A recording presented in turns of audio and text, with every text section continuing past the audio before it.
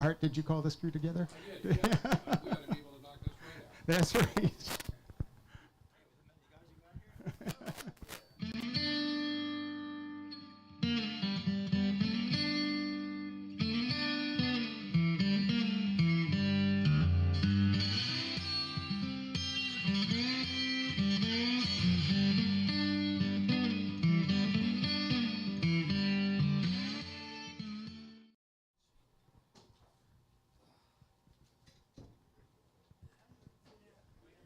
Ready to go?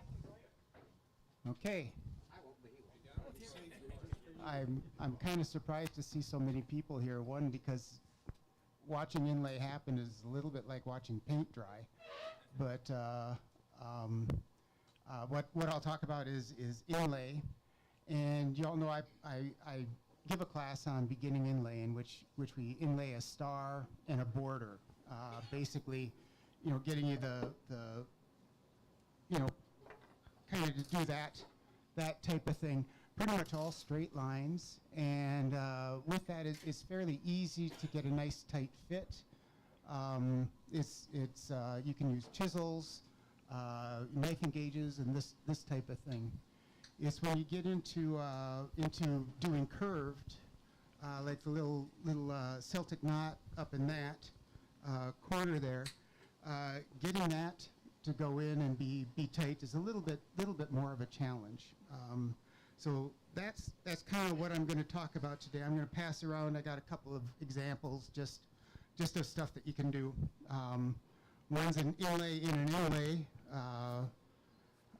and then one's just a vine. When you start looking for inlay, ask questions, because otherwise I'm going to rush through this and we'll be done in half an hour. It'll be all over quick. Maybe that's what you want. But anyway, I'm going to focus mostly on the curved, doing curves, and how you go about getting those and trying to get a tight fit. If you look at resources and all that, there's a lot of resources out on YouTube, and these are almost all guitar guys. And almost all guitar guys are inlaying into ebony.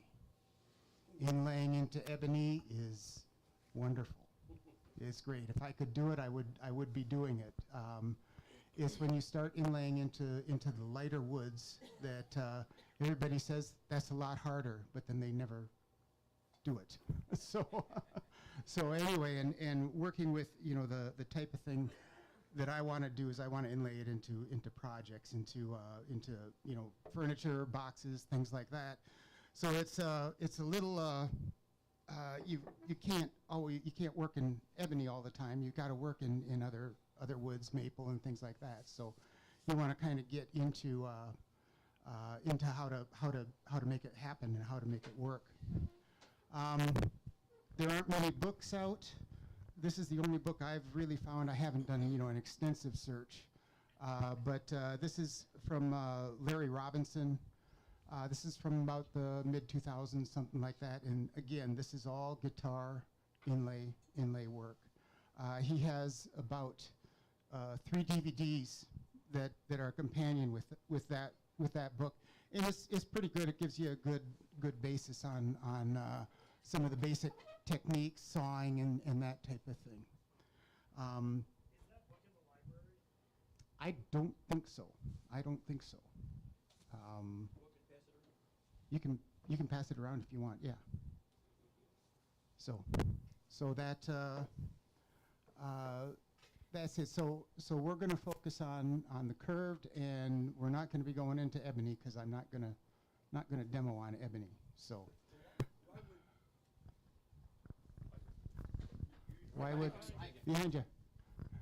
Why would maple be any different, especially hard maple? Why would it be any different than ebony? I mean, it's a beautiful grain wood to work with. Gaps. Gaps. Ebony allows you to fill gaps. There's almost no grain. It's jet black. You can take a Sharpie. You can take ebony dust, and you can fill it with CA glue, and you can hardly tell it's there. And I'll go through. I've got a little sample board on some of the you're going to have some gaps. It's going to happen. And I'll go through a little bit of some of the options available to fill the gaps. But the idea is to get as few gaps as possible and make them as small as possible. When the guys are doing on guitars, they're also doing a lot of shell. And shell is very fragile. And so you'll see when we get into this, I'll be putting in wood and I'll get the feeling that it's going to fit, and then I take the bigger hammer out and I make it fit. And if I do that with shell or something a little more fragile, have to be careful because it'll crack, and then you've got you can oftentimes see the cracks. There's one little crack in this one up here, and that's green abalone shell. But so anyway, that's the deal. It's really filling the gaps that makes ebony so wonderful to work with. It's nice and hard, not a lot of grain, and all that type of thing. When you get into things like walnut, then you have the grain to worry about a little bit. It's nice to cut, but you can lose your line in the natural grains of the natural, grain pattern of the walnut itself. So,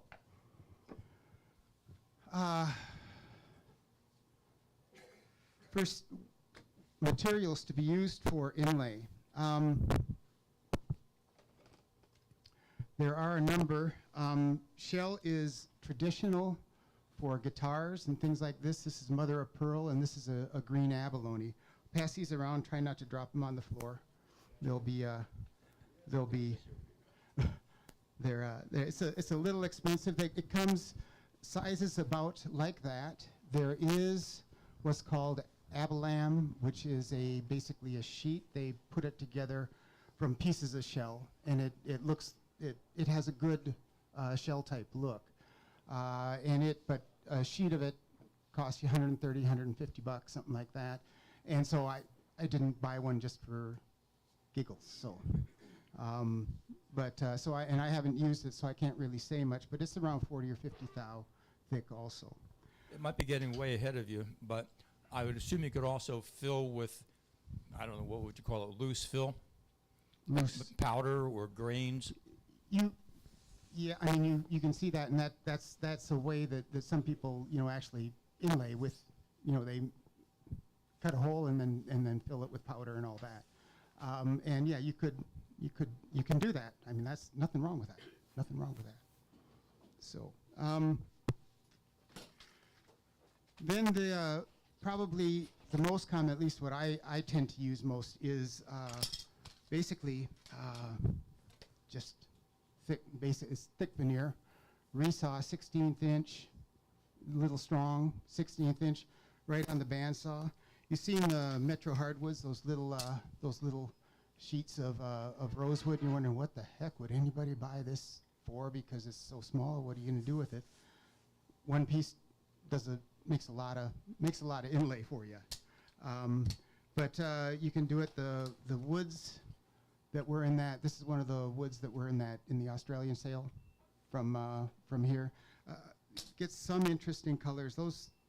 These things are a little bit. I found that quite a few of them are very, very resinous, and with the fine tooth blades that you use, end up clogging the saw and you have to clean it out a lot. But anyway, that. And then sycamore is another good choice. So wood is a very, very common material. I can just, you want to pass, I don't know if it's thin wood. I think everybody knows what it is. So, Did you say you resaw to a 16th? 16th, a strong 16th. Yeah, 16th, 330 seconds is what I resaw to, somewhere in there. First when I started, I was actually surfacing, by hand down to a 16th. And then I thought, well, this is kind of ridiculous because I'm putting it in off the bandsaw. I get enough. It's flat enough to glue into the bottom, and I take the top off anyway. So that's just straight off the bandsaw. I just stopped so doing. You don't resand. Got it. Yeah. Okay. Yep. So there are other materials that you can use. Some of these good sources for all these stuff. Masecraft, M-A-S-E-C-R-A-F-T, is a company that sells, and they sell mostly to luthiers and that type of thing. But they will sell pretty much everything, from shell to Abalam to everything else that I have here. They won't sell wood that I know of. Maybe they do, and I just didn't find it. But they've got some other thing. Micarta is actually it's sheets of paper, sheets of linen, sheets of canvas, compressed, impregnated with colored resin, basically. And they come out, let's see, yeah, I had another one. It is probably sitting on my bench at home, but anyway, this is, there it is. Okay, I bought some paper and I bought some linen to see how that would work. I initially thought the linen would be kind of interesting and all that. When I put the green into something that I didn't bring along because I wasn't very happy with it, the pattern really showed, and I wasn't sure I was happy with that. The small one is the linen. The larger one is the paper, and it gives you a nice, very jet black deal. You'll see the one with the paper, the triangle there, is a little fuzzy, and that was my doing on the and just experimenting on how filling would be with actually I used the black for filling. Hey, The dust wait. from that, yeah. This alternative veneer, is the dust from that toxic at all, or do you have any? I wear a mask You when wear I a do mask it. when you I saw do it? I do not know if it is. Shell, you definitely want to wear a mask because that stuff is it goes in, it doesn't come out. And so any of these that and actually rosewood and that, even when I'm sawing, I oftentimes will wear a mask. Or suck it out with a shop vac as I'm cutting. So that the fact is I don't know about these specifically, but I just opt on the cautious side. There's another one. It's called Atlante. It's supposed to be kind of a substitute for shell. It's again a resin, polyester resin. I got these and I said, well, I wasn't really convinced. They didn't really look that interesting to me, but they did say to take it down about 60 thousandths to get to the pattern that's underneath. And when I did that, it actually didn't turn out too bad. So there. So I'll show you those. They also have reconstituted stone, which is about 80% stone, again, into a resin, and you get basically a sheet of it. This is turquoise, simulated turquoise, and it turns out gives a pretty nice effect. So, but that's so that's it. So really, anything you can cut and get in a thin sheet. That stone it's a bear on your saw blades. I went through to do that small piece. I went through about 4 blades to cut that. It almost took the teeth right off, especially on the jeweler's saw. As opposed the fret saw finally did a little bit better, but the jeweler's saw it just ripped it apart. So sources, I said Stu Mack, Stuart McDonald, and Masecraft are probably 2 of the big ones that will get you the type of information that you're looking for and the type of materials. So, any questions on materials? Everybody's quiet. Okay. Okay. So tools and supplies that you need for inlay. First of all, saws. To cut the inlay out, you need saws. We're talking about scroll saw if you're good on it. Scroll saw works. Hell, bandsaw. If you can cut the shape you want on a bandsaw and get a good one, that's fine. You know, if you can do it with a hacksaw, it doesn't really matter. It's whatever works. Kind of depends on how many curves, you know, how thick the material is, all that type of thing. But fret saw works really well. And then when you get into a lot of these very thin ones, the jeweler saw works probably as I prefer it a lot better. It goes a little slower, cuts a little slower than even the fret saw does. This is a 2/0 blade in here. I've got a couple of blades here to pass around. If I can find them, they hide pretty good. There you go. I think we limit our use of any blades we have here to just wood. Could be, but you can buy a gross of these for almost nothing. Yeah. So. Want somebody to come in with a piece of stone and run it through a bandsaw. No. You wouldn't. I'd asked whether, or I just made the remark that we don't recommend. I don't know if we even allow people to use stone or any of these other things you were talking about, these composites, on any of our equipment, unless you bring your own blades. Yeah, and the stone I would recommend using a small blade, and I would recommend using your own small blade. Yeah, Russ. Both of those saws use just plain in blades? Yes. Okay. Yes. Both are plain, and I've got some blades going around somewhere. I don't know. They'll probably get lost on the on the floor somewhere. But yeah, the jeweler saw, the blade that's going around is a number 2, and that's actually not real fine for the jeweler saw. Whereas this in the fret saw, it's a 2/0 blade, and it's a little coarser than the jeweler's blade, but it's one of the finer ones. You can go down to 3/0, 4/0. I'm sure there's some, you can go down to 8/0, I suppose. But the jeweler's is a little bit easier to turn, cuts real well, especially in the thin material. And this is the one I found that I really like.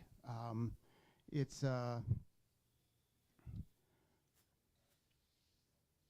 all you do is you've got numerous ways to tighten it, and so the blade just kind of goes in, both front and back. I had to do that, you know. Okay, right here, and just tighten it in.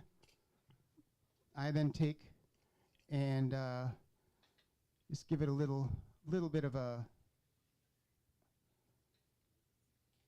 tighten it,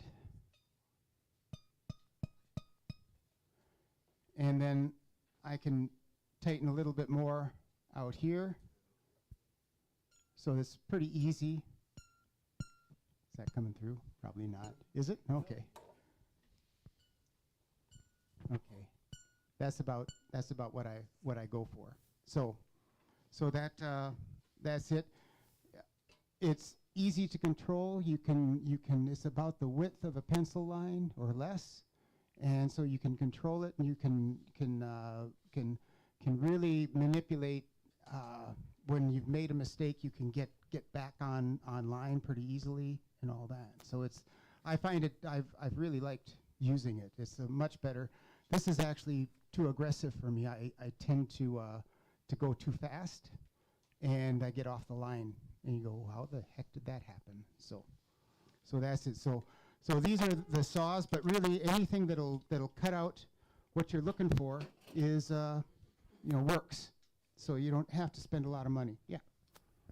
Wayne, when you're doing the cutting with the saw, are you cutting at a taper at an angle of any type, similar to marquetry? I'm not doing like the double bevel marquetry. No, I'm trying to cut at 90 degrees exactly.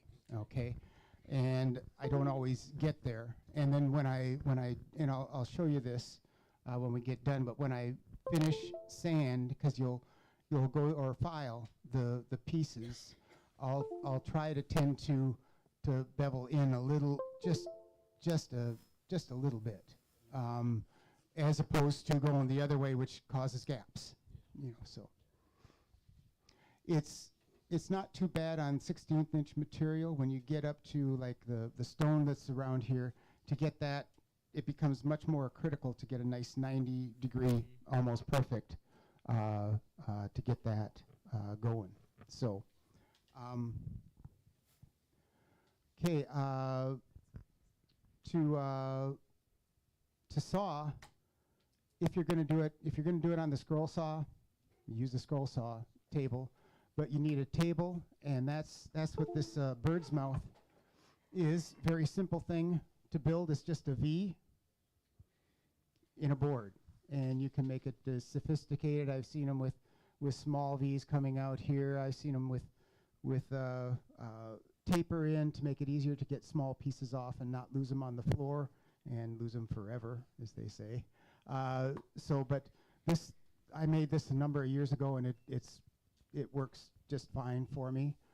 Someday I'll might try to make a more sophisticated one, but it's working fine. So I got no problem with it.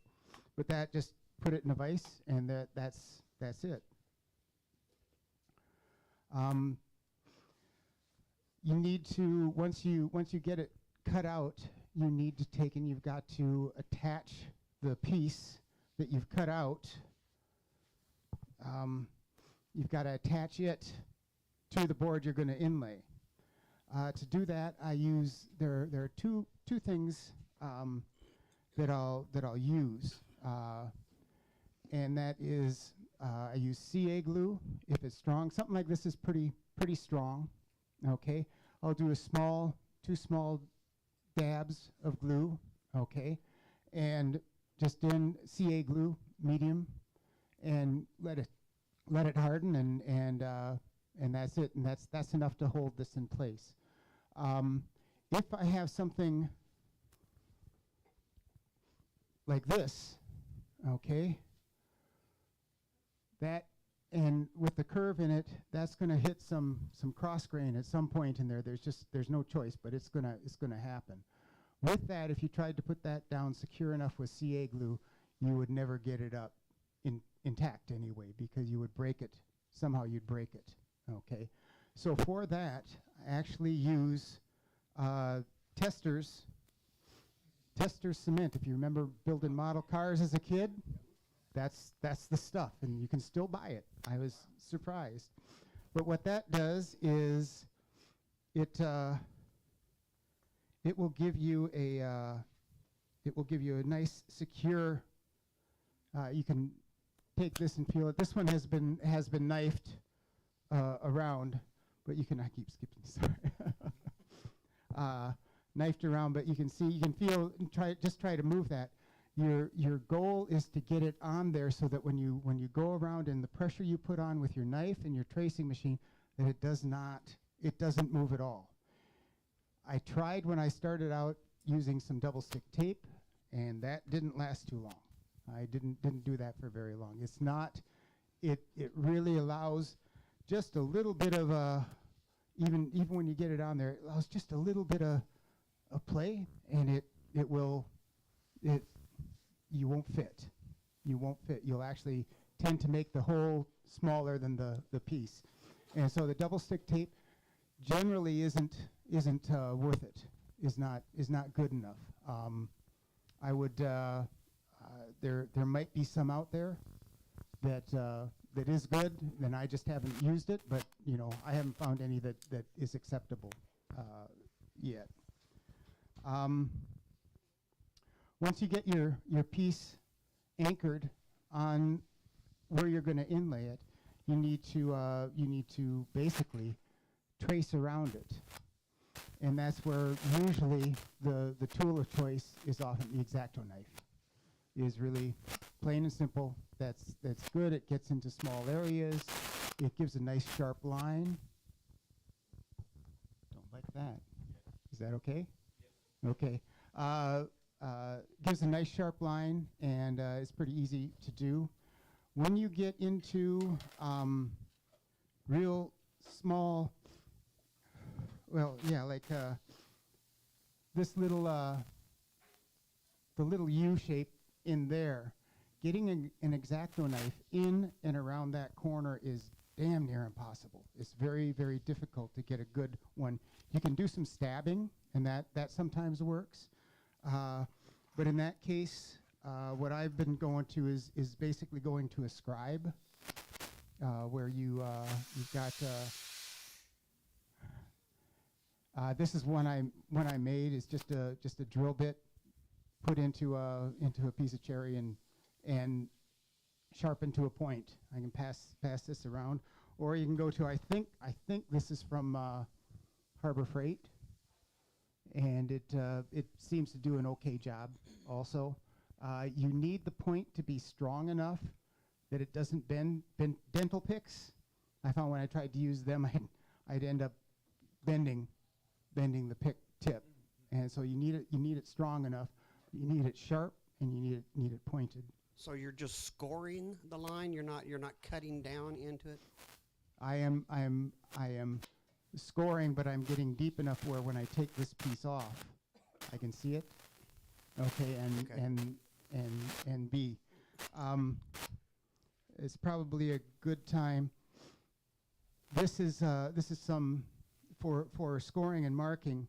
This is the type of thing. This is on maple. And I've got where I've knifed it, got where I've used the scribe, okay, and then some people will actually just do pencil. Set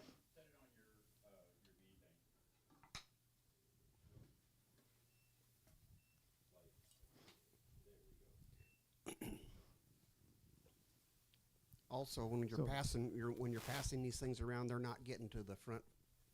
This Are part y- of the front. are you place missing over out? here. Yeah, we're missing Oh. out on it completely.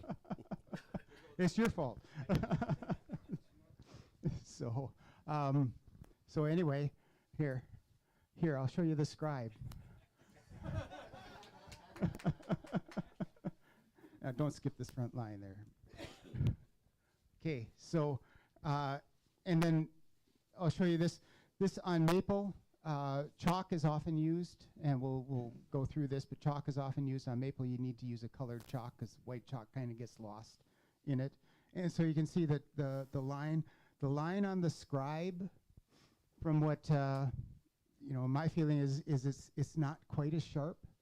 It's a little fuzzier because you're actually just tearing some of the fibers. So I use a knife when I can, and I use a scribe when I have to.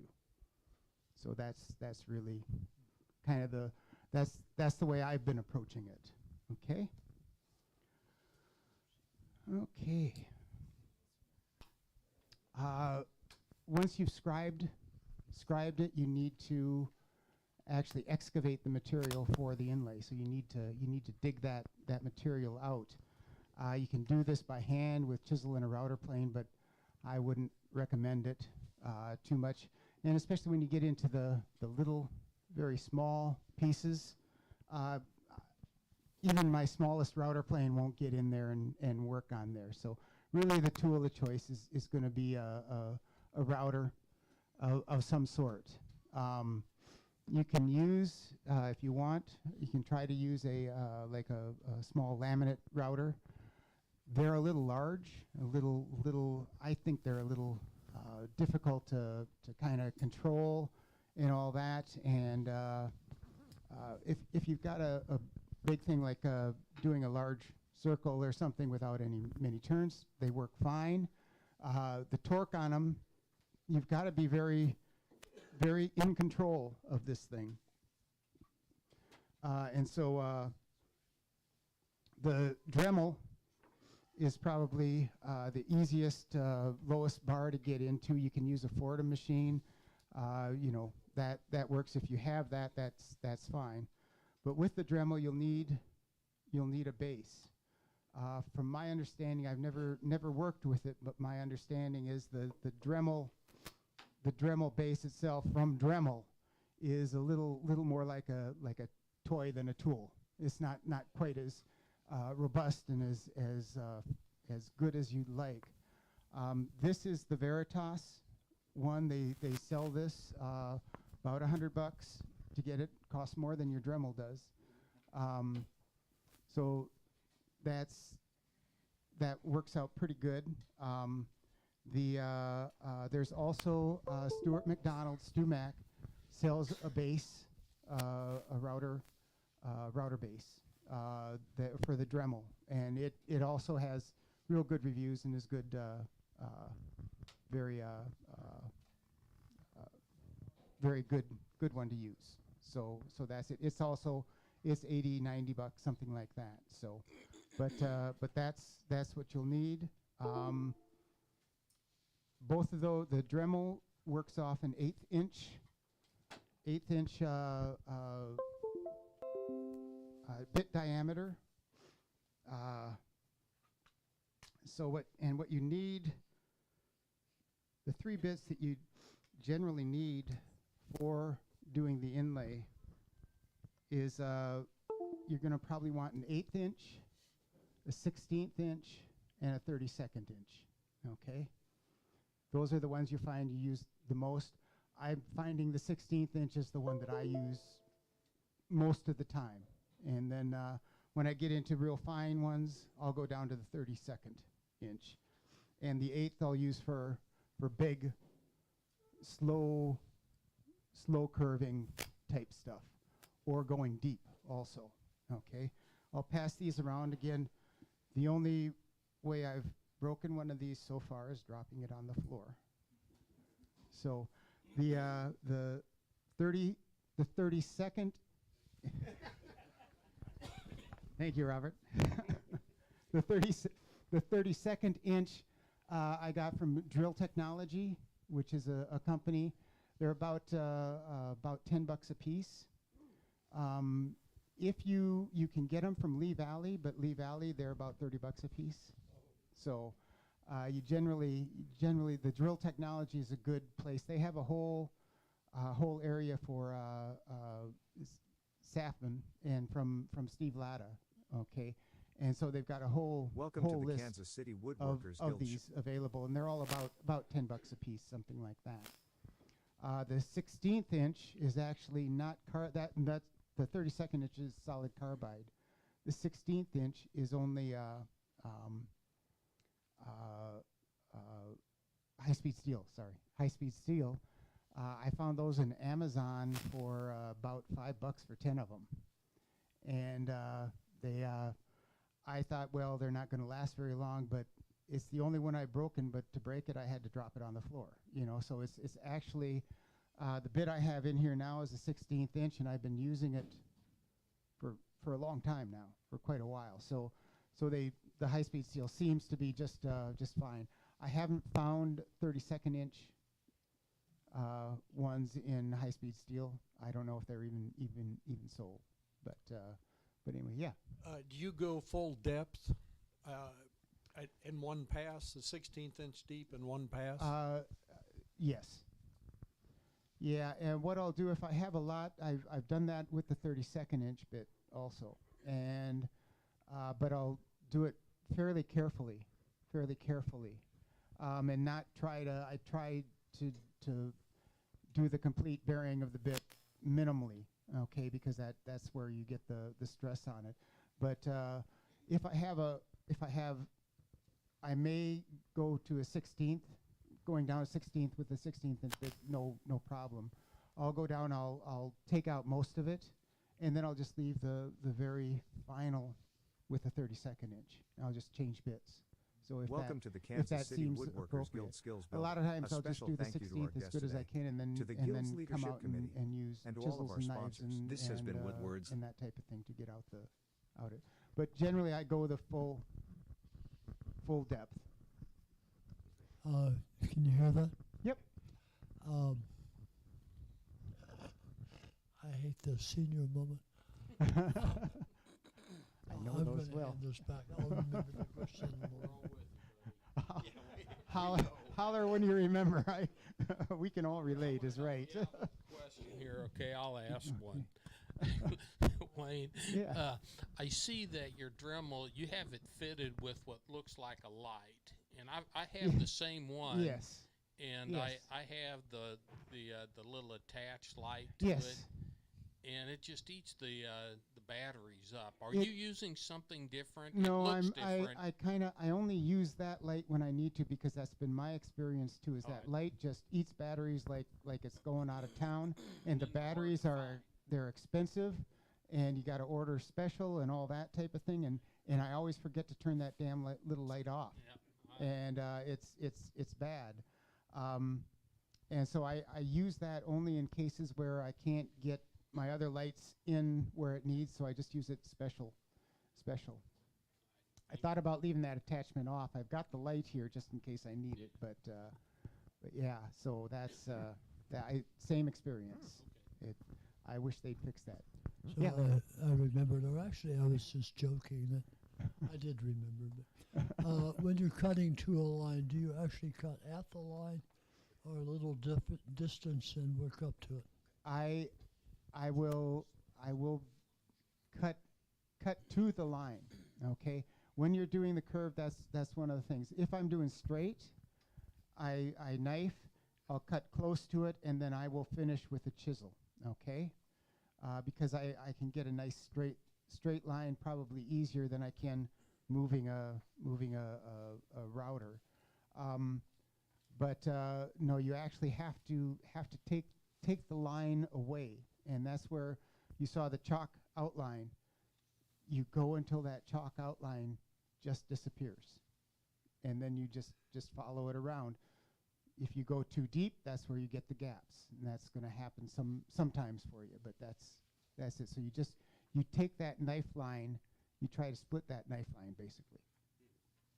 But you can see the chalk in it just falls off, and so it's pretty easy to tell when to stop. Okay, any other? Okay, then you need a bunch of miscellaneous stuff. The usual stuff around the shop. You need to have some small chisels. That's for points. When you talk about getting a nice sharp point in there, I don't know if that works or not. But when you look to get a nice sharp point, that's no, okay, we can wait.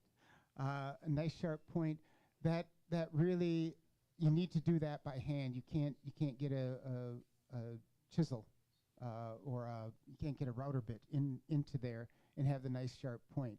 That's one of the things that makes what I think doing it by hand and not by router. When you do a router with templates and all that, you are limited by the bit diameter, as far as the template and all that goes. So that's as sharp as you can get. So, but with doing it a little bit by hand, you can get into do these the points quite easily. So. So you need some small chisels. Oh, thanks. So you need some small chisels. The most, probably the one that I use the most is an X-Acto knife chisel, which if you've taken the Inlay class, you've used these. This is an X-Acto blade that's just been ground down and made into a chisel, so that's not sharp anymore, but that is sharp. So it's sharpened just like a chisel, and so what's that?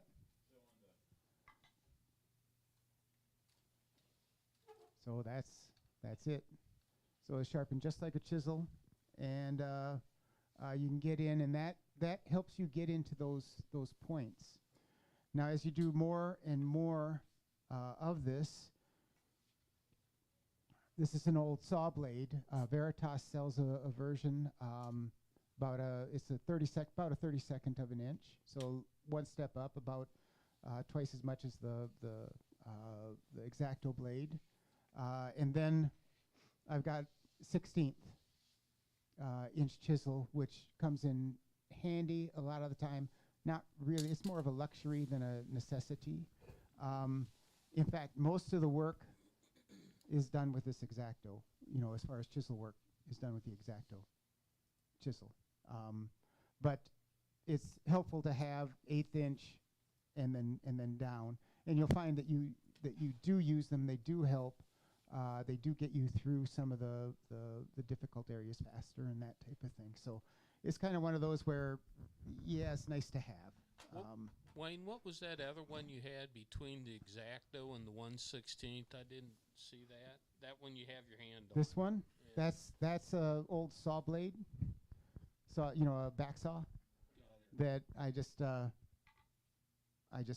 ground it into a Similar to what chisel. you did Yeah. on the, X-Acto. There's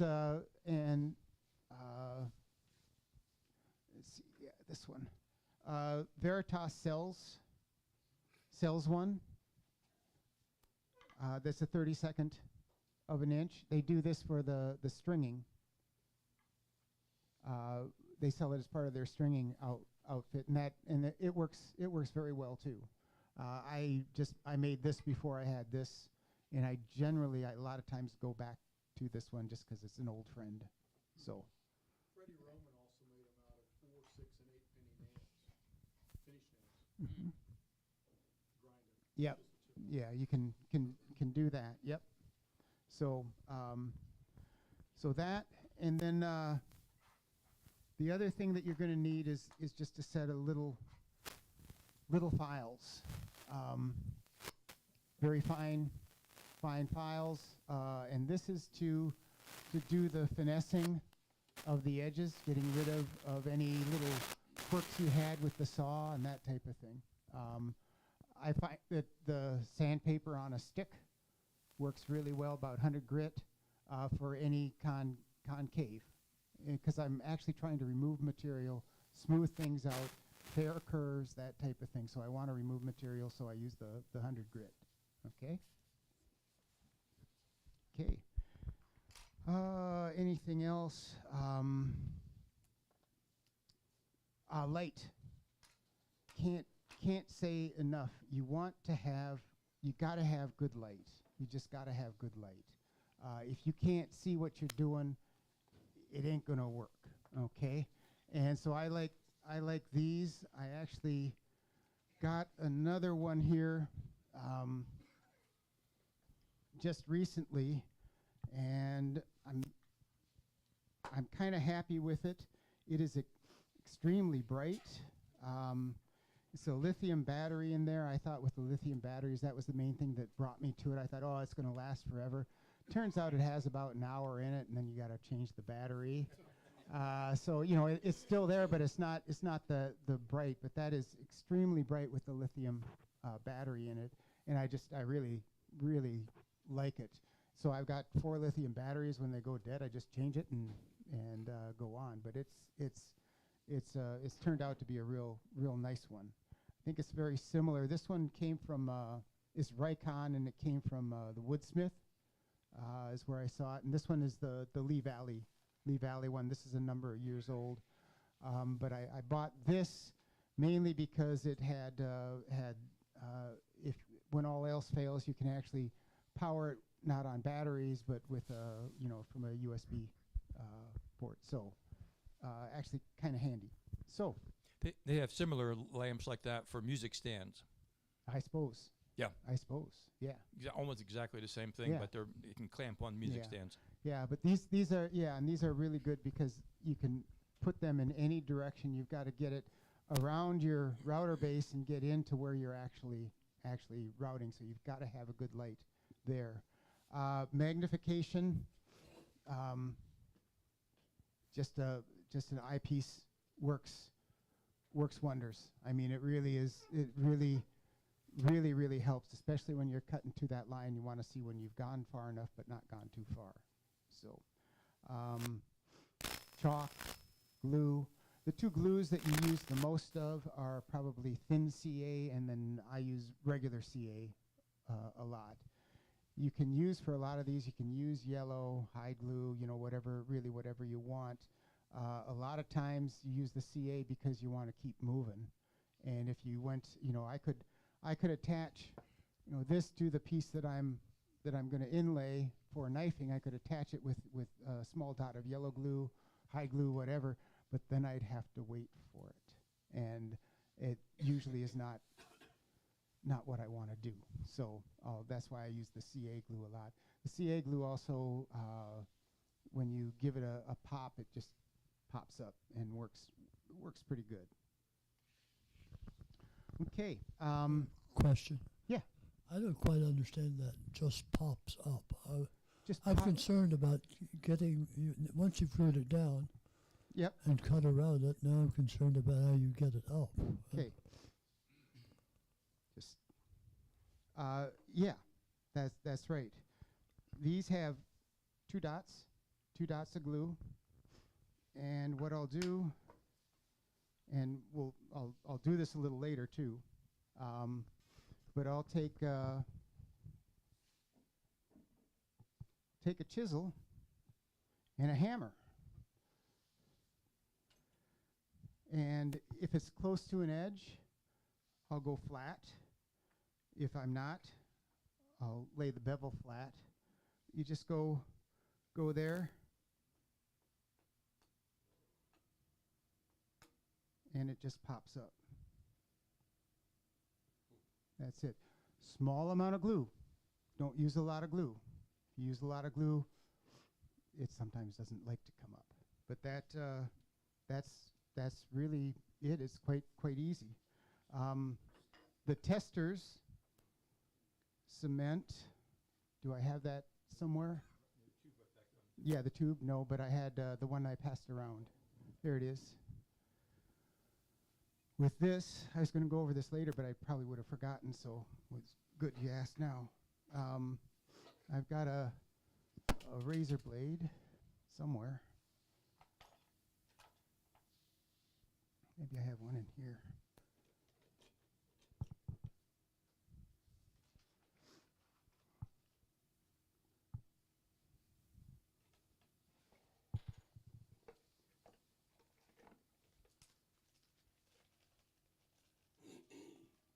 So take a razor blade,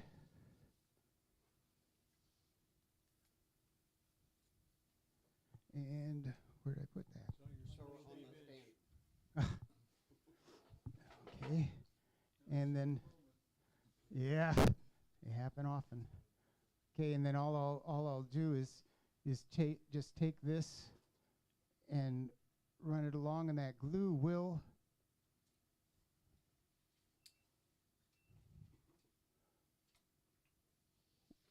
you can actually cut the glue. You see, I've got it underneath there now. So then I just start working it, trying not to bend too much, and just going in different areas. And then there it is. So that's the testers, and that's why you use that on the small pieces. Then the residue either you scrape it off or acetone. With the CA glue, I'll use a scraper and just get it smooth so that you don't hit an area with the router that makes it jump a little bit. Questions? Okay. That's about it. I'm not done, no, but okay. Now it's going to need to keep pieces together because they've been knifed. So If I ever want to do anything with them, I got to have the exact same piece. So now so we're going to go through now, kind of gone over the tools and some of the techniques. Now I'm going to just walk through and do one, basically. You're going to need a drawing of what you want to do is the best way to go about it. You can draw it straight on the wood if you want, I guess. I mean, that works. But I find just using something like PowerPoint and making multiple copies, okay, and then you can get it out.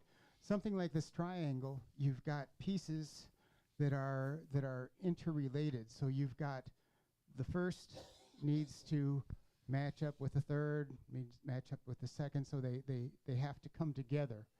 And so what you want to do is you want to make sure that you follow the lines well, and you want to get these out exactly. To get them, to cut them out, really it's just, you can take a scissors if you want. You want to kind of keep it flat, but I'll just go around it with the X-Acto knife.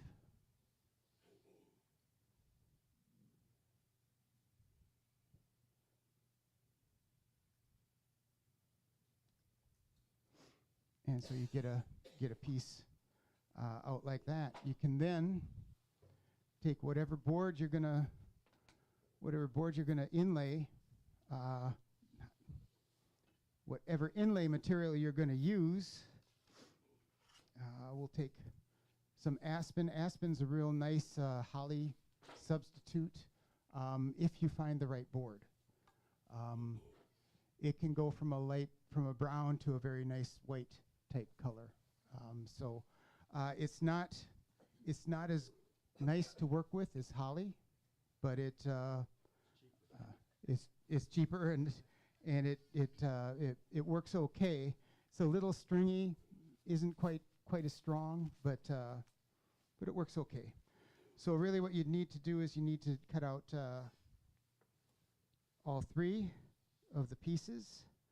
So you can see how you might need a lot of copies.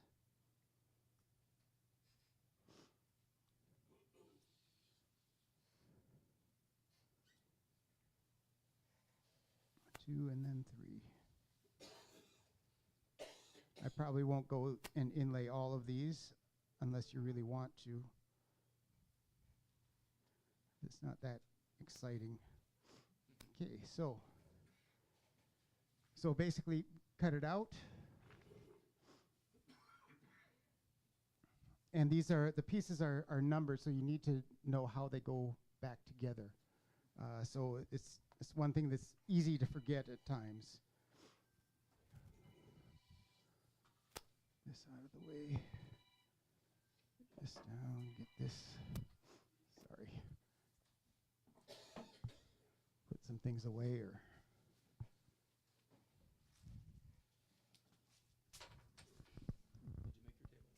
Yes.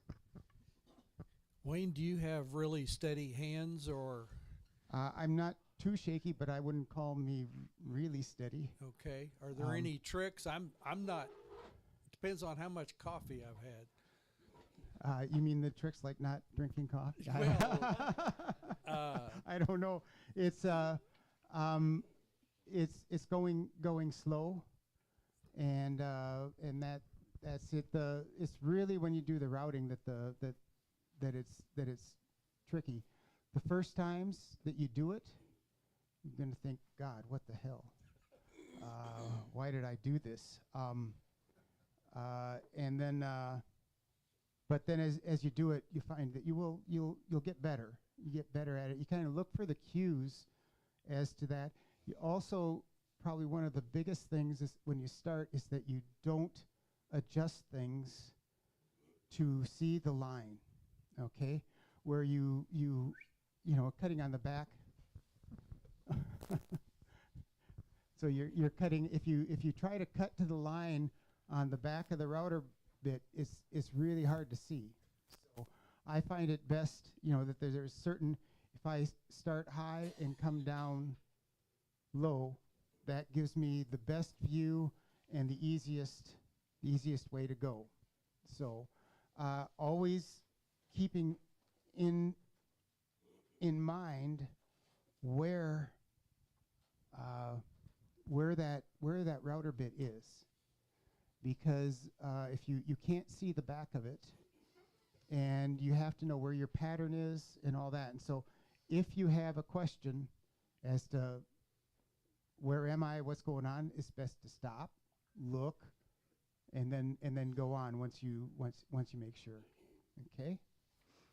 So to attach this, I mean, basically just number of drops of CA glue.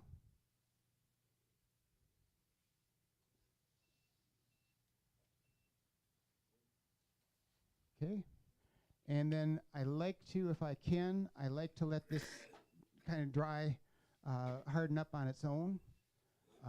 This is the real thin, watery type stuff. Let this go on its own because it dries nice and clear.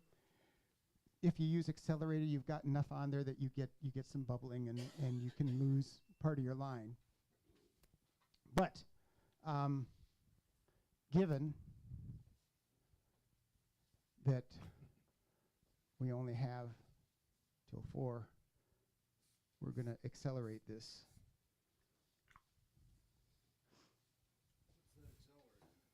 It's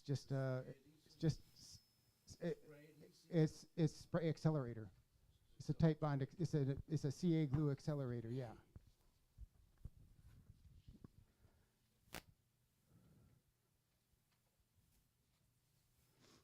Okay, so it's on there. One thing that you need to watch out for on this is that your corners sometimes, the glue soaks the paper, but then it doesn't bond to the wood itself. And so you just need to keep an eye on. You can actually fill that in with glue later, and it does just fine. But that's it. That's the, yeah. Are you putting the glue on the top of the paper and it's just soaking through? I'm going around the edges, yeah. Yeah, I mean, I'll go around the edges. I find that if you do it just on top, you get the loose ends a lot more.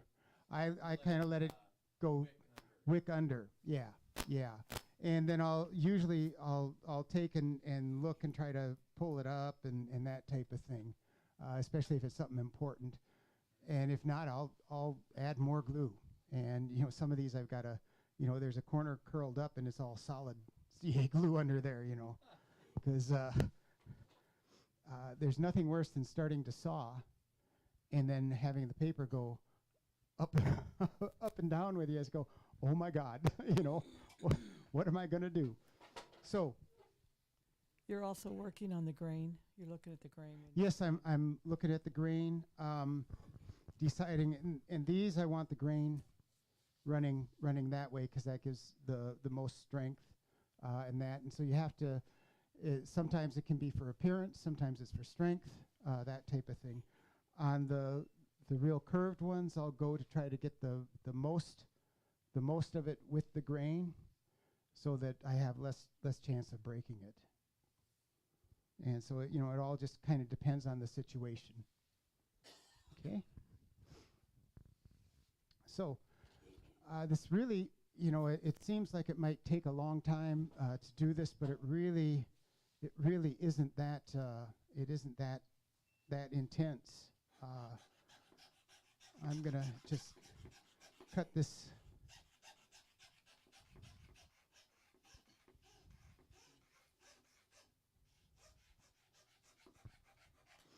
With the throat, and that's another thing. I've got this right here, which causes me to not be able to deal with long pieces. That would be a modification that I would make at some point, but I've lived with it. So, and this is where you want to go ahead and use the magnification. It does help. And so you can take and put the put the blade on the V, right up next to the V, and then you can put your board and squeeze it in there, and then you can get started very easily and very accurately. Okay.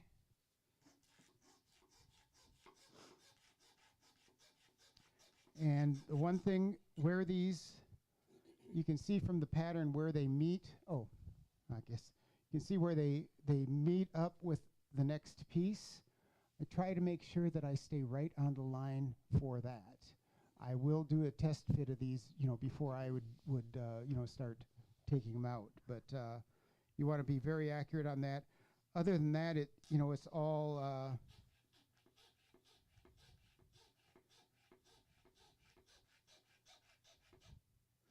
it's all just aesthetics. And if you get away from the line a little bit, it probably is not that big an impact.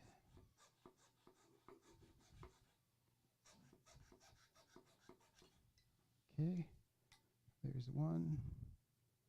Cut this.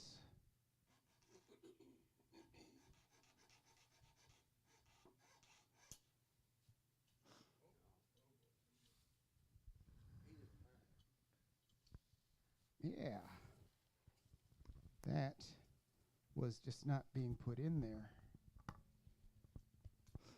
It didn't break. It just let loose.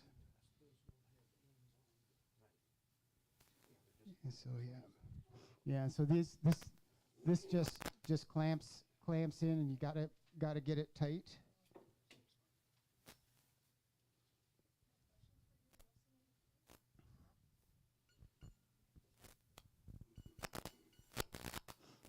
Okay. And depending on the support you have, you can move in closer to the V where you don't have as much room for the saw before running into the side, but you get a lot more support for your piece. And so out here, this is a pretty robust piece that doesn't really get to it's not too fragile. I can go out here, stay kind of in the middle of the V, and just go after it.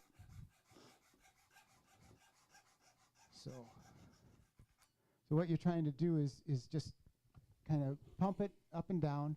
You don't want to do a lot of this. You don't want to do a lot of this or that. So just keep it straight up and down and going. I thought when I started doing this that was going to be a problem, but it actually isn't too bad. I still have to keep reminding myself to do that every time.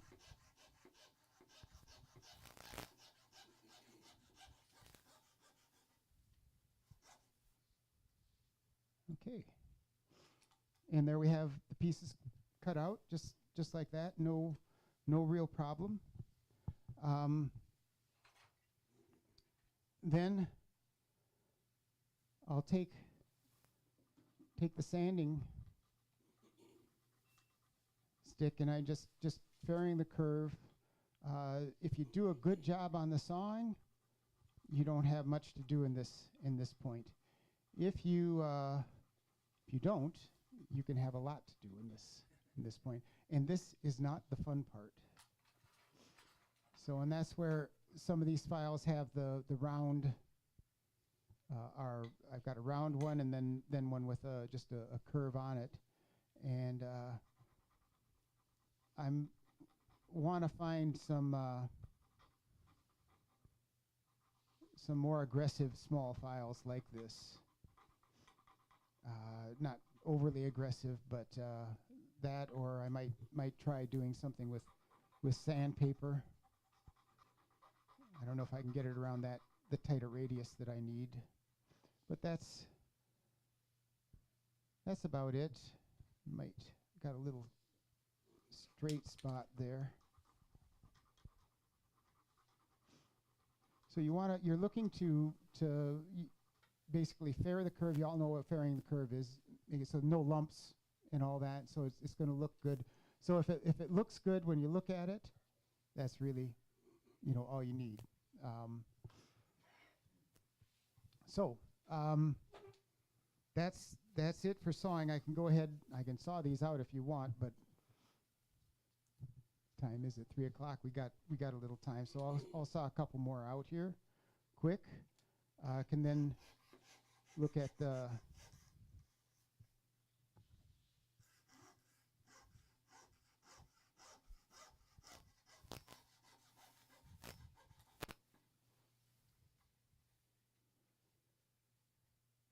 can look at how they fit together and what you have to be careful of.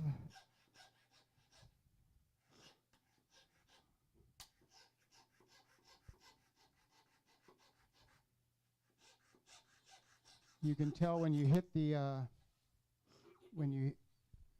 edge because it stops sawing.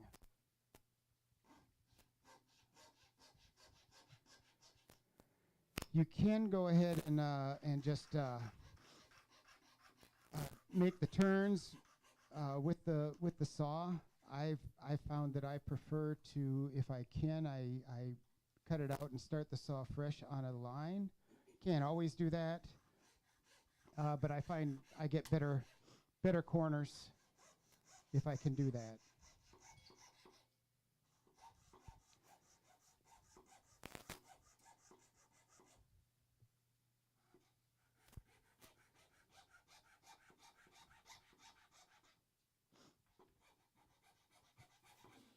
So you can see how I support it across the V cut and use that V cut to give me the support I need.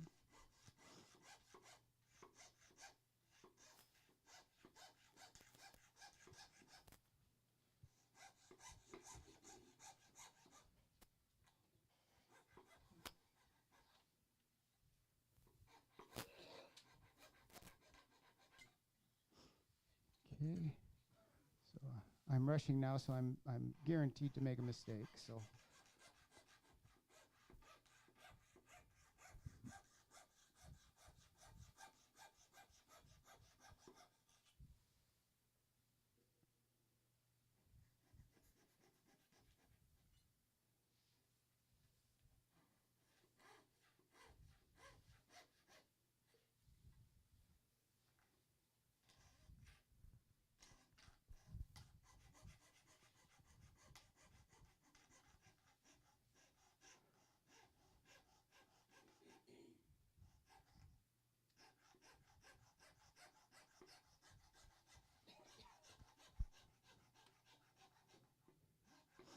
So I steer by using both, moving the piece and then rotating my wrist like this to go in the direction. It's not as hard as chewing gum and walking. It's pretty, actually gets pretty easy to do. Nice thing about these saws also is that you can try to cut yourself, but it's awfully hard to do.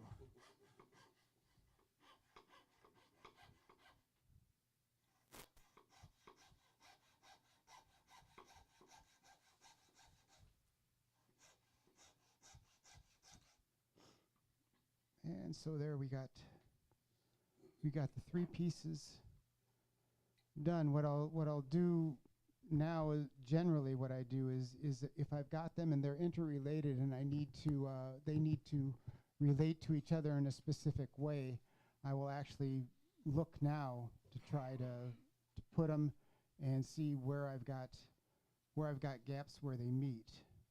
And I can see one gap. I don't think you can see it too well, but I need to take a little bit off the edge of that just to make it close up and meet the other good.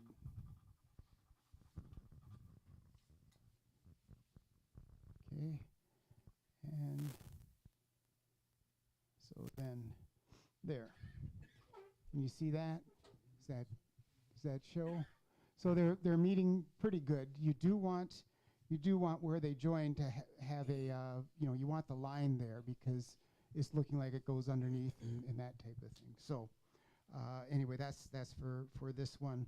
But that's it. Now we're on to the next part, and so now we take the board we're going to inlay into, and for this, each pattern is a little bit different. For this particular pattern, what I found is that I like to do the first one. I get that exactly where I want it, and I actually go in and get it excavated. Then I'll put it in, and then I'll match up where 2 and 3 go. Okay, so that because I need to have them all match together. So some people will, and it's probably viable to go ahead and say, okay, well, I'm just gonna glue this on all at once, and I'm gonna mark all the way around, because the parts that are remaining are fairly large, and they won't break off real easily. I've just found with this one, I like doing it one piece, basically one piece at a time. So I don't know how to show you how much glue, but if you take a full drop, it's too much. Chris can probably show down. I don't. Where were you? Over here? On the walnut. Oh, you're there. I didn't know you were there. So I'm going to go down. I get just a bubble forming. I let it come back a little bit and drop it down. And then I found with these that 2 little dots like that. Did you even see that? Probably not. It's But not that, quite as big as a lead point. It's about as big as a sharper lead point. Okay, you need enough to, and what you do is you put it on here. If you move it at all, you don't have enough glue. Okay, if you move it much at all, there won't be enough to hold it, and so you got to put it down exactly where you want it, and then let it go, and then just you got to give it a couple minutes. And I'm gonna also, I usually don't do this. It's usually a couple minutes, and that's enough. I'm gonna see if I can maybe speed it up a little bit.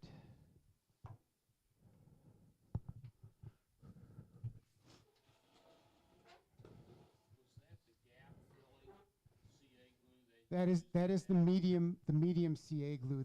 I found that the thin CA glue will actually, especially with aspen, it goes right through, and you've got nothing left to glue on. So I use the medium for this. For this part, you can use small dabs of yellow glue, but you got to wait for it. You can use high glue, whatever, but you've got to wait for it. Okay. So that's on there, and I test it by trying to move it. Okay, I don't take a hammer to it, but I try to move it and make sure that it's not going to go anywhere, and it's doing pretty good. So then it's just a matter of really taking the X-Acto knife, okay, and I don't know how I can do this so that you guys can see, but with this design, it's not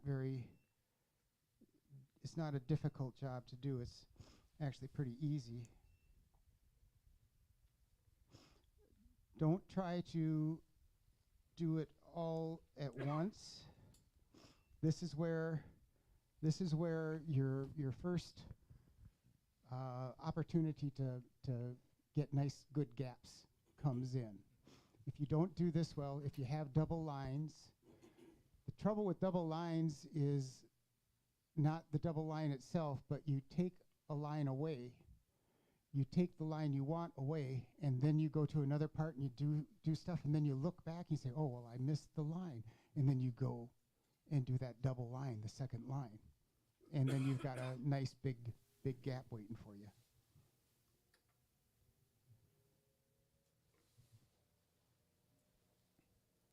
And so basically just trace around, keeping the point of the knife in, knowing where the angle of your bevel, and keeping that right tight up against. I just messed up. That double line, something about talking and trying to do this doesn't always work. When I get to the points, I like to approach them. I like to make sure the points meet so that I can get those nice and sharp. And if you took the Inlay class, you know that's how we do the stars. We make sure that is there, that they meet. So you're going to use that when you go to finish chiseling for excavation.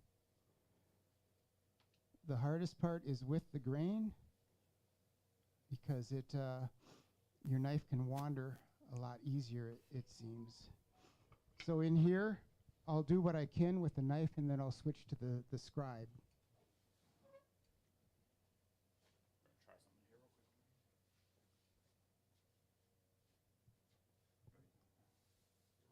Yep, push it all the way up.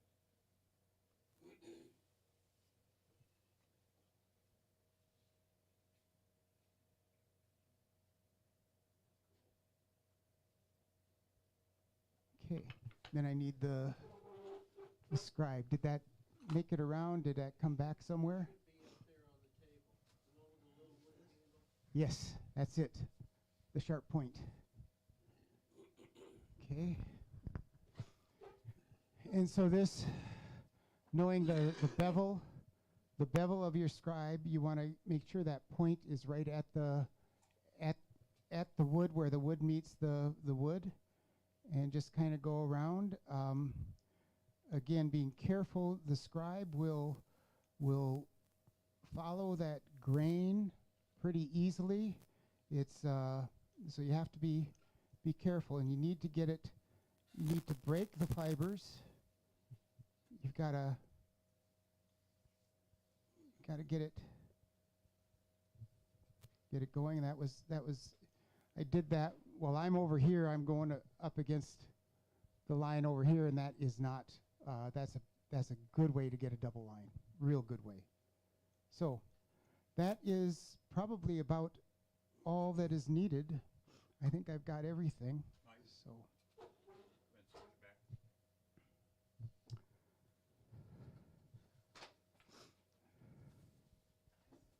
Okay. So take the chisel, the hammer, and just pop it free. And there it is. Now usually if you feel this, you'll feel some bumps from the glue. I don't like that for running the router over it, because it might catch, and anything that catches the router, you'll push harder and then it'll release, and then you'll have one of these big ugly round, yeah. So so I will take, generally in this case I'll just use a scraper. I don't worry that there's glue on it. I just want it to move around there. So then I've got chalk somewhere. For walnut, I'll use the white chalk, and generally just take the back of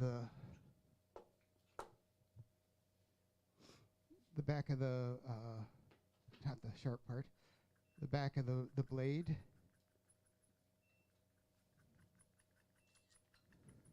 and just get some dust out there, and then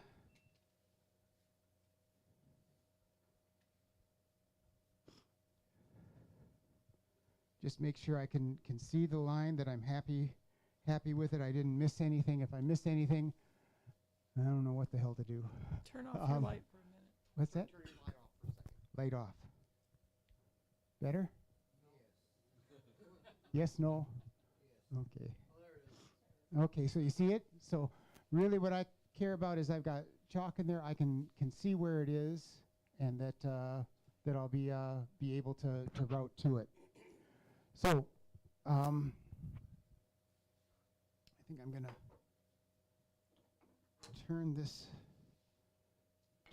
around for routing. Okay. I find that starting up at the top and moving down along the line gives me the best results.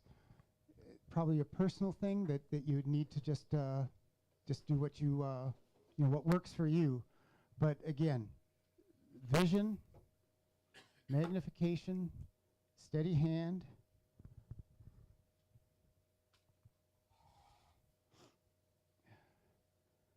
And so I better check. I never did check this, but I think it's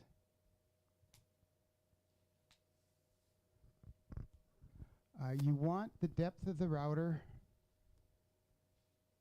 to be just shy of the depth of that. You want to take off some of the inlay material, but not a lot of it.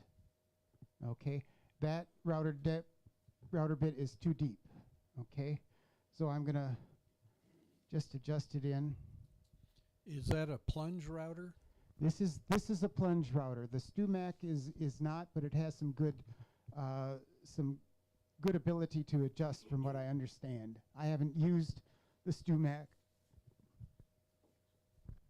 one, but that's about right. There isn't. Yeah, you can't see that.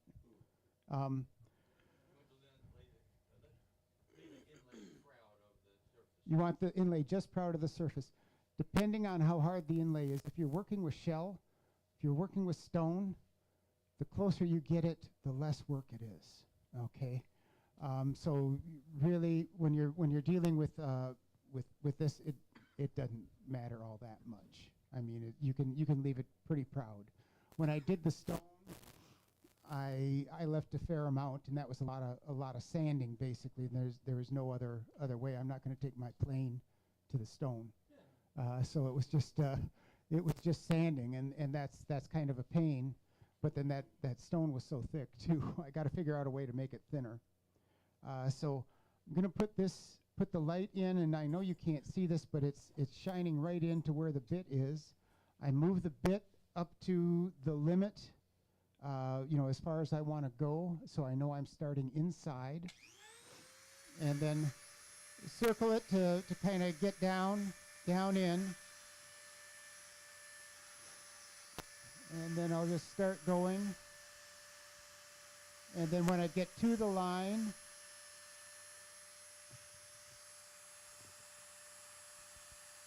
I'm watching for that chalk to just disappear.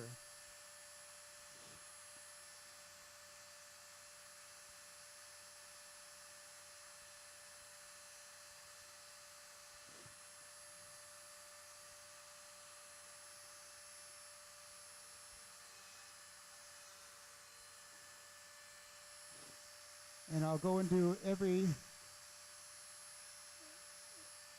line that I have good access to visually.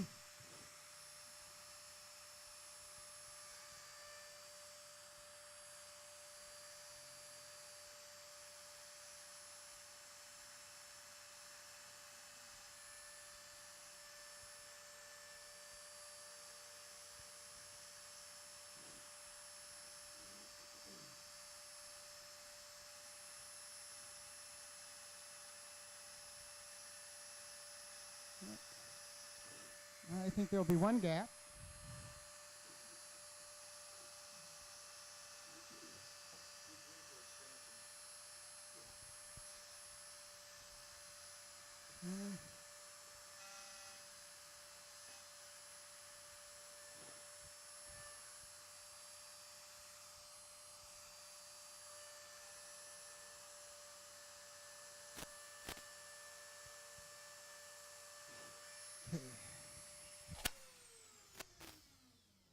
So that's really all there is to it. I'm not done yet, but you can see, can you get down? Okay. So there's you can see I've left this area right here because that was the back of my bit. Okay, that little thing, and I'm not gonna go to that. I've left quite a bit down here on the legs too. One of the things that sometimes you want to leave more, because especially with walnut, you have the grain lines. You can see that they're filled in with chalk.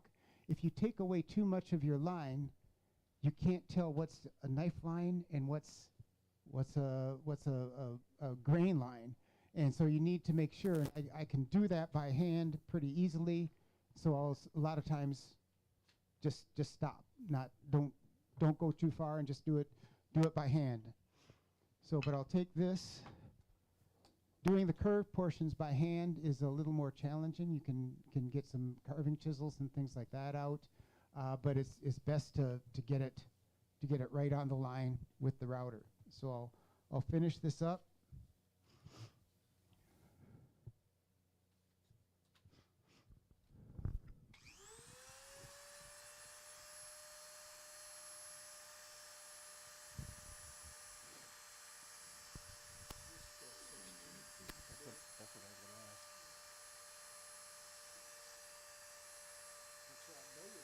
Yeah.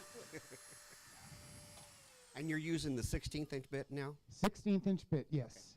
I could get closer into everything with the 32nd, but especially with this design, there isn't really any reason to.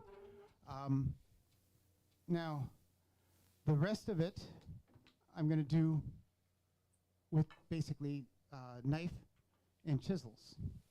So I'm going to start up at the very top, that tip. I'm going to go in my chalk line, and I'm going to start scoring that, and just let the knife follow what it was. And so I'm trying to go deeper. I go on both sides. Again, one of the problems with the X-Acto knife is that the blade is flexible, and sometimes it curves off on you, and so you have to be aware of that and compensate for it, and just watch out. And then I take this little chisel and just poke out, free up, and then I go back in, do it again.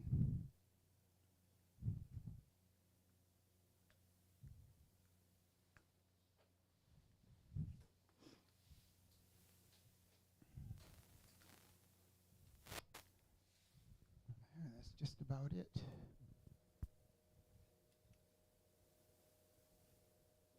So I go in, and what I'm looking for is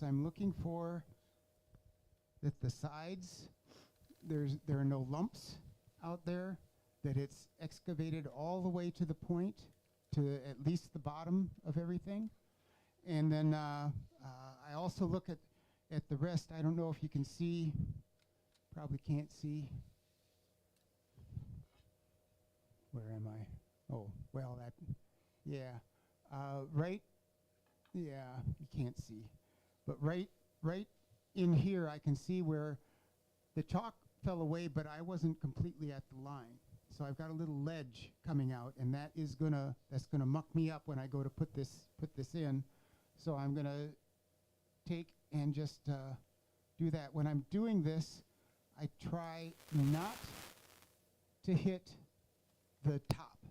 I'm starting below the top and cutting down. Okay, and then we just need to finish up the legs, and I'll just deepen those. Now these are pretty straight, and they're calling for the use of a real chisel. And I'll move to that.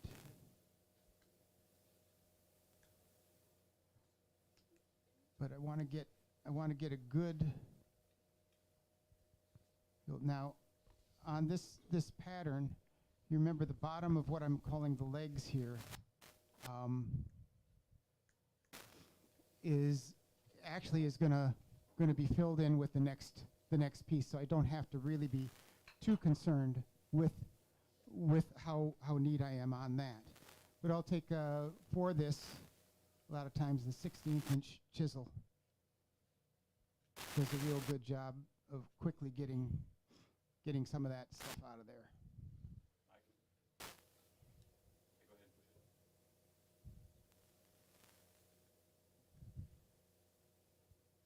And so we'll just take it. We won't worry too much about getting the bottom. Mostly the size is what we're worried about.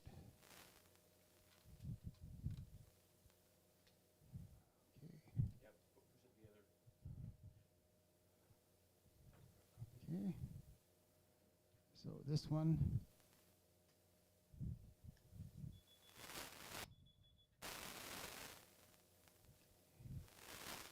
And that's where if I found that if I take this all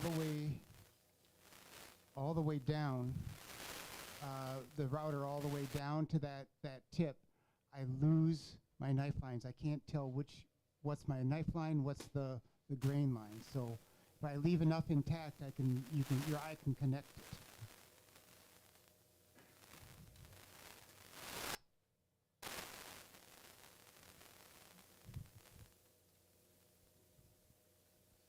I'm rushing this, so it.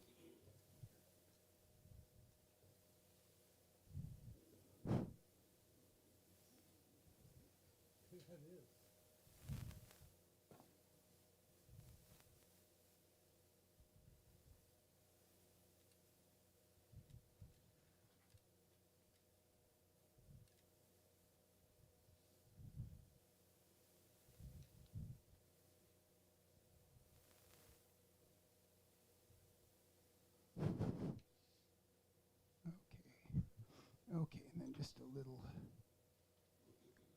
fine. Okay. That should be pretty close to being good. Okay. And then the moment of truth comes, and you're looking here, and that I think is going to go. Okay. And the scary part right now is that, yeah, it's going to go. You can kind of tell, you can feel it starting to settle in. At this point, with this type of design, I want to actually take that out. I don't want to put it all the way in. I want to take it out because now I'm going to take and put these others in place. Okay. Do you put them in place before you take it out? Yes. Actually, what I'll do is I'll take, and now I'll take number 2 here, and I will I'll go ahead and put glue on it, the 2 dabs of glue. Okay, and then I set it in place and up to where it needs to go, and I will also set number 3 in place so that I now have them setting up, because now I'm going to hold the number 2 in, take number 3 out. So I'm just holding number 2. Damn thing moved. Okay. So I need to redo that. I'm going to just get rid of the glue and do it again.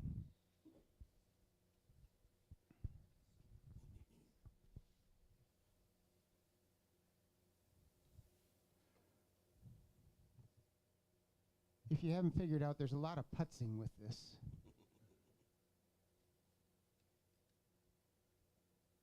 Okay, so I hold that in and down until it's going to be, semi-stuck. Okay, and I need to have it pretty good stick, because I need sticking pretty good, because I need to get rid of number 1, the first piece I put in, because I don't want that I don't want that getting in the way. Oh, I don't like that. There, it went. Okay. So yeah, I want the piece in where it's going to be, the first piece in where it's going to end up, but I want to get rid of it because I need to reference both the next two pieces against it, and I need it standing up for that. But in order to route, I need it flush. So I'm not going to route it. Number of ways you can get in and work with that. I found this works well for this. Yeah. Okay, I'll take half-inch chisel. So now the joy of trying to remove that, and I didn't have it in there too bad, so it came out. I've had them where it's been a real chore to do, to get out. So then I'm now ready to trace around that. So what I've done with this pattern is I've traced around it. I put one back in. I put 3 in and glue it. Take out 2. Take out 1. Then I have the rest that I go ahead and route out. So we can either do that as 330. Can do that. I got a few more things. I think to talk about. Want to show you. Question for you. When you're using a mallet on it, does it matter if you're using a wood mallet versus a rubber mallet, based on the material, if it might cause it to crack or chip? Yeah, it can. With wood, you can. I hadn't used this in the past. I had used the dead blow, small dead blow mallet, but I found I'm getting a good feel for this, because one of the things that I want to do is I want to know if it's going to go in. If I was using shell, I probably would opt against using this mallet. So, but with wood, I can do that pretty good. I think excavate. Okay. So,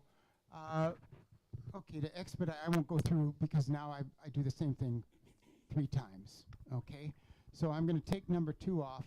We're going to take a close look at. Going to actually put number 1 in and take a close look at it and see how bad I did. There's 2. And so 1 will be going in for good.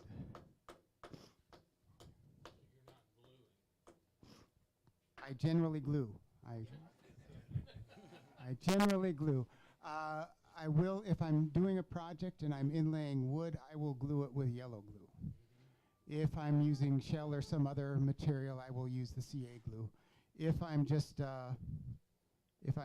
doing this for something that's not going to go anywhere, I'll just use a little CA glue and not worry about it too much. I've had them where I haven't glued them at all, and they stay in for years if it's a good fit. So now I got a little glue in there. So yeah, you do want to glue, especially if it's something that's going to be around for a long time. And as you get close, you can get more and more aggressive. So I took that. That's probably a little. I took that a little deeper than I want. It's almost flush right now. But one of the things to be careful of when you go to take this down flush with the board, you now have a situation where I've got grain going this way, and I've got grain going this way.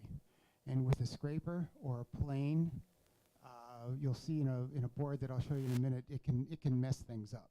You can gouge out going complete cross grain with a plane or with with a scraper is not the way to get a nice smooth surface. And so with this, I've got that. I mean, I've got the grain going of the inlay going this way, and I've got the walnut grain going this way. So to work on that, I will go at an angle kind of 45 degrees for both of them. You want to be a little bit careful at the beginning, in that you don't want to take chunks out. And if you're not comfortable with this, it's a lot faster than sanding, but sanding is a lot safer. So that's really, and I will finish up with sanding pretty much all the time.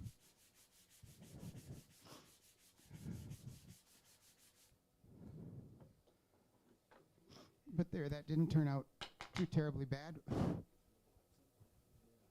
I'll pass that around. So make sure it gets to the front row there.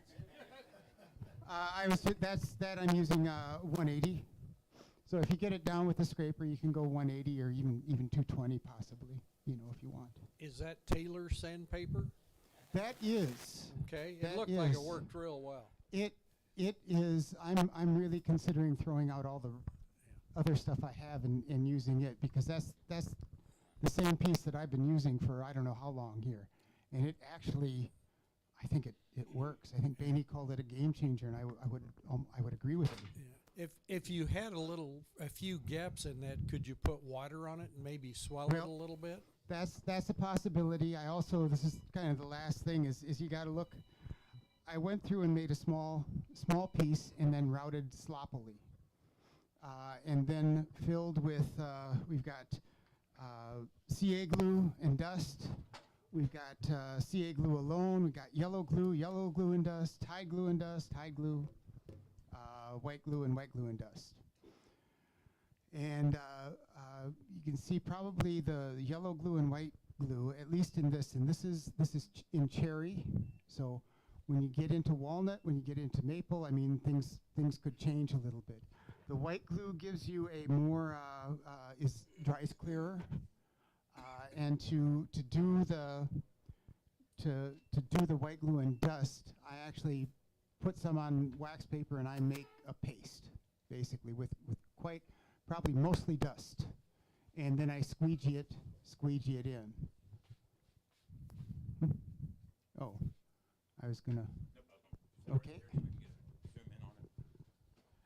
Some of these you have to forgive. The wild routing got too wild, and all that. But I think if you hold this to the light and look at it, you can see where the fill is. I think you'll find the yellow glue and white glue with dust seem to do, at least with this combination, seem to do the best. And you really can't really see much of anything. I'll pass it around. Okay, so that's it. It's all labeled and all that. So that's really inlay, and it's kind of each pattern that you do is a little bit different. So you just have to figure out the way that you want to approach it, whether it's one piece at a time, multiple pieces. If you want to, with guitar inlay, when you get these intricate vines and that type of thing, a lot of times they're put together and then inlaid as a whole. Okay, so that's another possibility. There are no rules. If it works, it's great. Yeah. So two questions. One is when you're doing like a guitar, especially like an electric guitar, do you just buy the plain neck from like Fender and then inlay on that? I think a lot of, and I don't do it, so I'm just guessing here, but you get a lot of, it's an ebony veneer now, so a 1/4 inch or something like that, and you actually inlay into that and then put that onto the neck. Yeah, I think that's how it's. I believe that's how it's done, but I'm not an expert. I'm not a luthier, so. Okay, and then when you're using, what things do you have to take into consideration if you're using a piece that's crowned, that's curved? Try to inlay it before it gets curved. Okay. I mean, really, that's Yeah. it. Because I think I've seen some videos where people are doing it with a slight crown on it. But I look at that and think, man, that could be. It's the excavation that worries me more. If it's yeah, exactly. And so that would worry me. I'd probably tend, if I was doing that, I'd probably tend to do the bulk of the with the router and then do more by hand, because I can see straight up and down a little bit better. But then when you get into curves and using carving gouges for that, it's hard to get fair curves, and it's just becomes more of a challenge. So,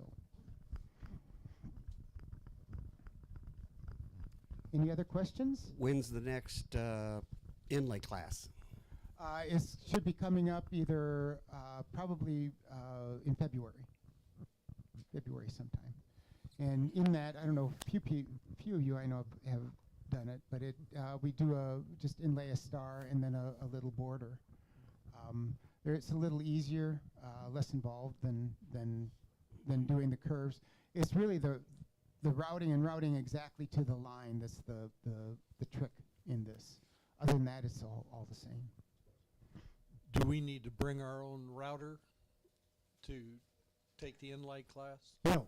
What we'll use the little laminate trim routers in an 1/8 inch bit. We're only doing straight lines, and we don't go all the way out to the line. We'll finish that using chisels, basically.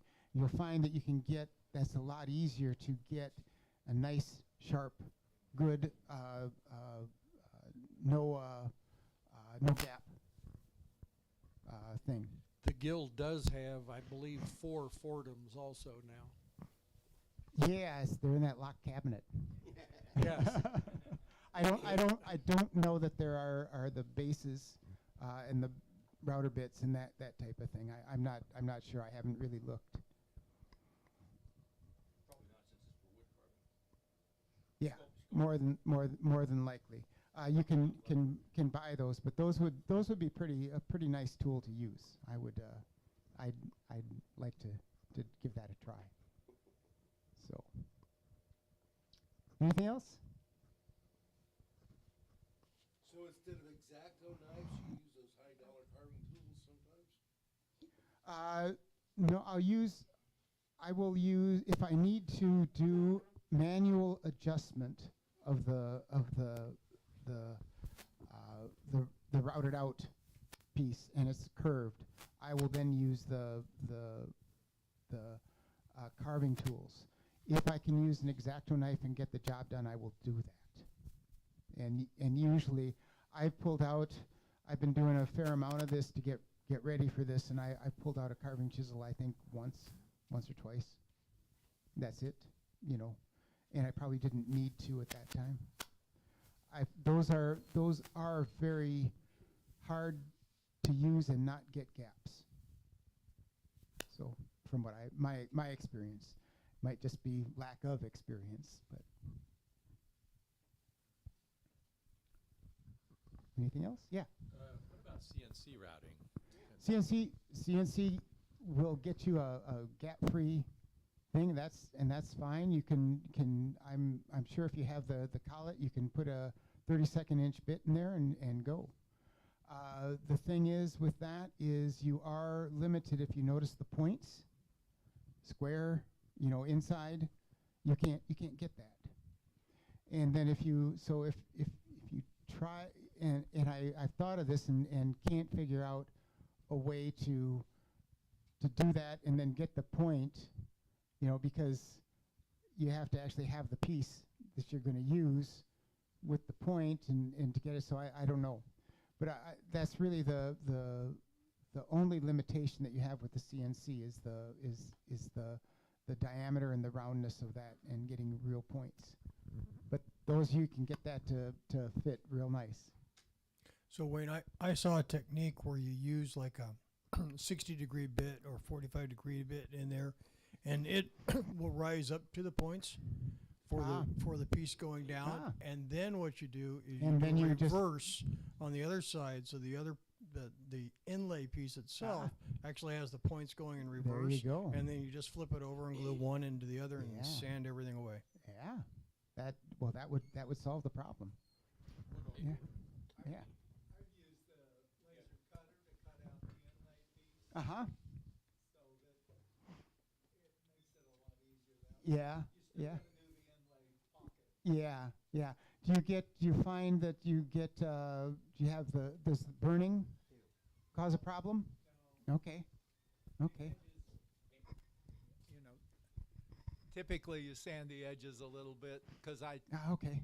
try and cut the pocket undersized Uh-huh. and Okay. I've wondered if that would how that would do, and so I've been curious about that. Yeah. Hey. Excellent. Hey, Wayne. Yeah. When you had your Dremel tool, what speed setting did you have that It's at? maxed. Max. Okay. Yeah. It sounds different than mine.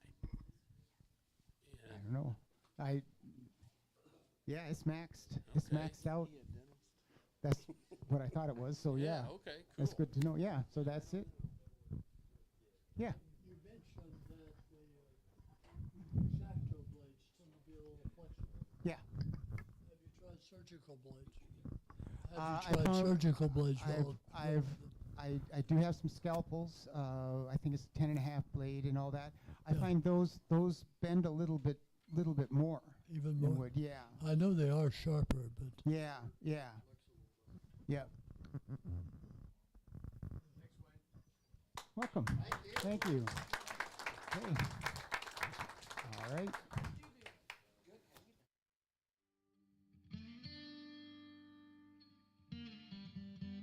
A special thank you to our guest today, to the Guild's Leadership Committee, and to all of our sponsors.